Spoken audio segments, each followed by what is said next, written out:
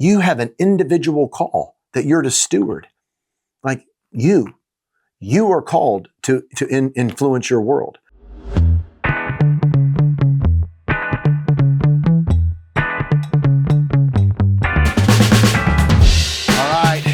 Man, I'm excited about sharing with you today. I was in Crawfordsville, Indiana, and Pastor was actually taking me out with his grandson. And he's like, you got to go to this pizza place in town. And it's called Wildfire 348. And was just blown away by the place, blown away with its history. Been out open this is their third year. And told the owner I was going to do a video. He gave me a hat. Wildfire 348. And that's the name of the pizza joint. Gave me the hat. So I don't know why I'm not wearing it this video, but it'll go on my wall with the other 170, I think we're at 180 now hats. But man, it's such a cool place. And it's an illustration of what I've been preaching, of getting outside the church walls and into the community. And without going into all the detail, and dragging you through 20 minutes of teaching, just propose to you that the church is viewed in terms of ministry. It's viewed as having a corporate call and individual call. So the church corporately has all kinds of things of like corporately, they gathered money. Paul gave it to Israel. He gave it to the other churches. Like churches were to corporately support other areas in the province of Asia under his ministry. Like there was this corporate call of looking after order of orphans and widows and helping in the community. Churches do that today. I mean, we hand out bottles of water for disaster relief, look after orphans and widows, homeless ministry, addiction recovery, all kinds of wonderful things that the church as an institution ministers to our world. Corporate ministry. Big fan, love it. Problem is, I feel most churches, I just hate to say it like that, but most churches, great corporate stuff, not many individual missionaries launched out, which is actually, it's more pronounced in the New Testament, the individual call of the believers who make up the institution, but have an individual ministry. You have an individual call that you're to steward. Like you are called to influence your world. You are called to go out there. So I love to see marketplace ministry. My own son, pursued a call to ministry for a year and a half, went to a ministry school for a year, and that was iffy for him. And then went down to a ministry school about 6 months for the Church of the Nazarene, going through his course of study. And he just came to me after the first semester. He's like, listen, man, I just don't think God's calling me to be a pastor or an evangelist in the church. I feel like I'm called outside the church walls. And I was like, dude, that's my heart. I love it. And so he's called into the marketplace to take Jesus and live out there as a, normal guy, normal job, family environment, normal schedule, weekends, belonging to a body of believers, but taking the gospel intentionally out in that world. That has to happen.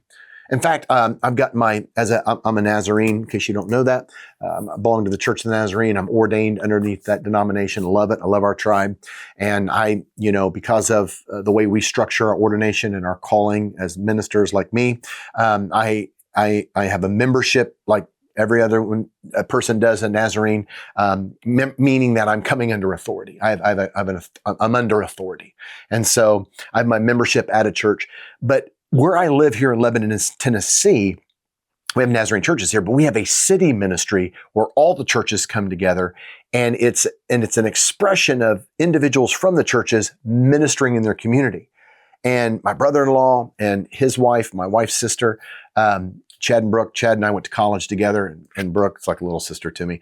They have a coffee shop, and it's Lebanon Coffee House, and it's associated with Lebanon House of Prayer, and it's awesome. It's a city ministry about Jesus. It's not weird, and there's different kinds of city ministries. There's like a good friend of mine. I'm preaching on September the 27th of I hope this video is out by then, but if not, I preached on September 27th at a church is probably the way to describe it.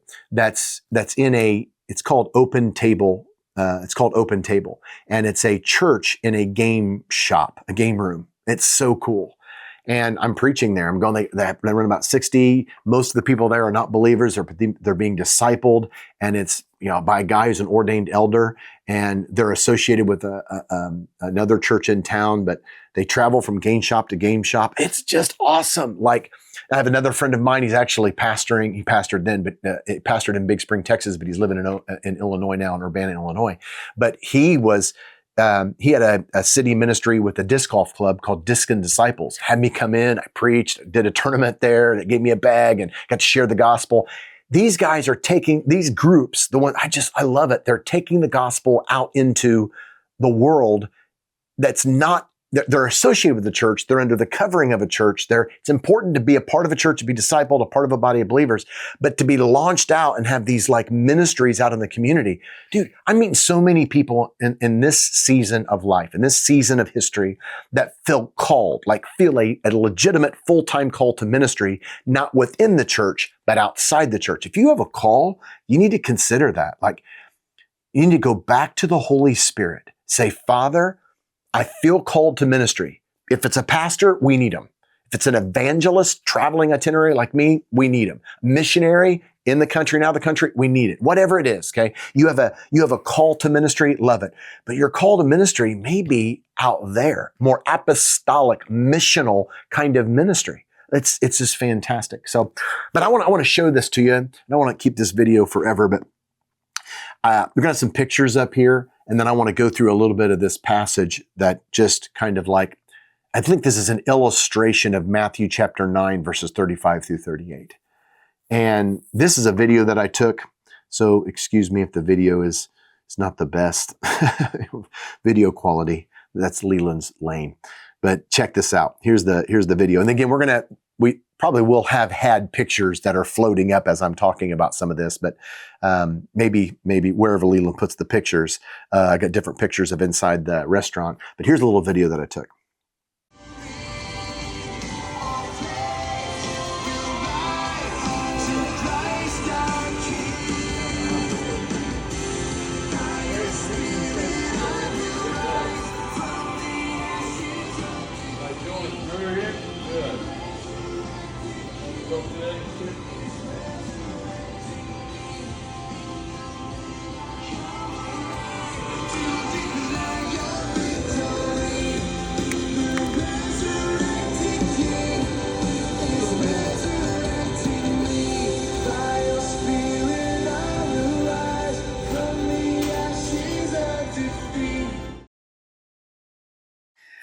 So you can see there in the video that I'm signing this with my life verse, John 14:12. Anyone who believes in me will do what I've been doing.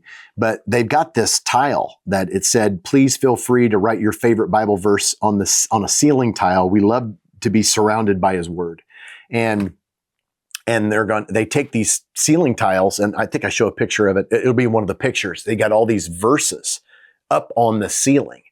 And it's just people's favorite verses. And he told me the whole story. I come in, I was the only one there, and I was meeting the pastor and his son. He was picking his son up from school, or his grandson. He was picking him up from school. So I got to meet this guy, and he's telling me he left his job, and he's like, basically needed basically had enough money to retire, but him and his wife was like, we really want to get into the city and want to have a city ministry. And I was hearing him. I was like, you're kidding me. And he's like, we thought we'd just open up a pizza place where everybody loves pizza. We love pizza, make it healthy. It's home done, ingredients. It's just really good quality, healthy as it could be for pizza. And, they have pastors meeting there. Youth groups meet in the every Wednesday night. Several different youth groups come. They have afterglows Sunday night. They open it up for different times. It's just fantastic. It's fantastic. And he was giving me, they baked some stuff, gave it to us for free, gave me a hat, gave me some drinks. It was just incredible. Okay. Soda. And so, but it was just really neat to hear his story that him and his wife had a passion to get into the city and create a place where very upfront that it's about Jesus. You heard the music in the background. That wasn't my background. That's their worship music playing in the place. And they had all kinds of people there that were coming in that weren't Christian, but it was the kind of place that you're going to be loved when you come here. And it was just so cool. And it was well done. It was one of those old ovens that had like real wood inside of it. And like he showed me the whole thing. It was just such a, if you're ever in, it was such a cool thing. If you're ever in Crawfordsville, Indiana, Wildfire 348. It's actually from Psalm 34:8, which taste and see that the Lord is good. Blessed is the man who takes refuge in him. I really believe that what this guy is doing, shout out, brother. I told you I'd do a video on you. I love it. But I really think it's an expression of Jesus traveling in Matthew, like he's going from town to town to town to town to town, all through, from Matthew chapter 8 and 9 and on. And right there at the end of chapter 9, before he sends out the disciples, to go out into just normal, even, just non-synagogue location out in just the, sends out the 12 and gives them authority to go out and minister. Right before that in chapter 10, he's talking about in verse 36. Put this up, Leland. This is Matthew chapter 9, verse 36. He saw the crowd. He had compassion on them because they were harassed and helpless. Here's the thing, like sheep without a shepherd.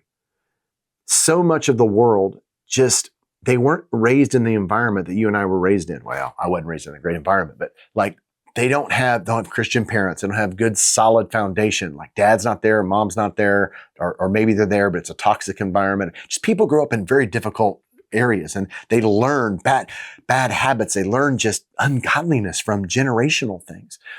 And Jesus is looking out at his generation. He's like, dude, there's no one to shepherd them. The call of not just the institution, but the individual is to be launched into our world and to shepherd those in our environment. Just love people. You're the salt of the earth. You're the light of the world. People are supposed to be attracted to you. They're supposed to see your marriage and say, I want that. They're supposed to see your work ethic, your honesty, your reliability. And I said this before, I believe that Christians should be the best employees, period. They should be the best bosses because they treat their employees the best. They should be the best drivers. They should be the best citizens in a community. Like Christians are supposed to be a reflection of the identity of Christ. Like we're kingdom heirs. We're citizens of his kingdom, living here on this earth. We're in the world, but not of the world. That should be the demonstration. This is one of the reasons why, as a side note, I'm so hard against the once saved, always saved, which I got saved when I was 5, and I've lived like hell my whole life, and I've lived in sin and done all these bad things, but I still get to go to heaven. That's bonkers crazy. That's a lie. It's demonic doctrine. It goes against everything that we find in Scripture about living as children of God on this earth. This guy's killing it. So I've been preaching to the churches that I go to, that have me for revival, have me for special services, have me for these conferences or camps or whatever, is that, we're to be launched into our community. We can't just complain about what's going on in our community, like sit at home and, vomit all of our negativity on social media, Facebook and Instagram and, without trying to remedy the problem. Like we're missionaries, we're blessings to our community. I tell churches all the time, individuals, not an institution, but the individuals run for town council. Like I was at a church recently where the football program, the coaches in elementary were cursing out the kids. And parents were upset about it. They're venting on Facebook. You're not allowed to vent on Facebook if you're not going to step out and be a part of the solution. I was like, dude, go to town, volunteer to coach the team. Be a part of school council, get on the school board, get on town council, run for public office. The Christians should take, what happens is we got all these liberal cities with all these crazy, terrible policies and liberal cities that are falling apart. Well, they're run by non-Christian individuals with a worldview that is not kingdom. Well, kingdom people should get into leadership in their city, should campaign, literally get involved. Everybody else is, from the world. So we are called as an institution, have responsibilities, but to get out of the institution as individuals and get into our communities. Dude, this guy's doing it. You got to go check out his shop. I'm a big fan. if you own a, and there's another guy, if you own a business or whatever, and there's a mission, Christian purpose, like legitimate Christian purpose to it, dude, get in contact with me, message me. I'd love to get on and interview you. I'm doing an interview, I'm hoping in the next week or two with Mike Kramer, one of my great friends from college, known him forever. Just, man, he's had me at every church he's ever been to, except for the last one in Bismarck. But just talked to him recently, and he's got a out-of-the-box ministry. He was in our denomination, was not just a pastor, but he was a district superintendent, which means he was over a whole region of pastors and just felt called to lay that aside and go out into marketplace ministry. I'm going to interview him on this channel. This guy's incredible, dude. I can't wait. I want you to check that out. It's coming hopefully the next couple of weeks. So I'm going to interview him, and he's got a podcast he's doing. He works with veterans and hunters and goes out on these hunts and gets people away and out of their environment, and man, just loves on him. His whole intention is to introduce them to Jesus, and it's so good. So I'm a big fan. If I ever get out of traveling, I would like to, I'm going to share Jesus and love on people. I'd like to get involved into something into the community. Undercover, love you to Jesus kind of ministry. It's my heart. So Wildfire 348 Pizza. Go check it out if you're ever in Crawfordsville, Indiana. It's fantastic.